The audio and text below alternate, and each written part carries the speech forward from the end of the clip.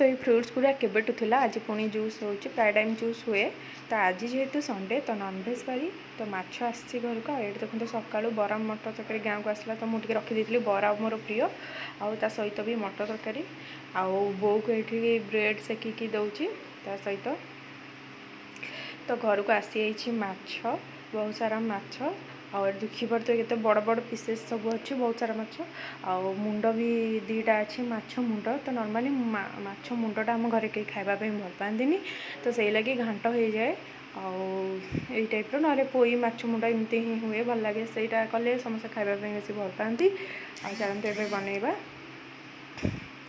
देखो माछ मुंड भजा चलती आउ तरकारी स्टार्ट हो गला आमर ता सहित कलरा भजा होती बापाई भात तो सर जाइए छुई आलू भजा और भेंडी आलू भजा से सकाଳେ बनवाता तो ये थी आज लंच आशा करुँच मोर ये सर्टटी आपण मानक भल लगी पारे so please like comment share करने को जमा भी भूलिए रही जय जगन्नाथ।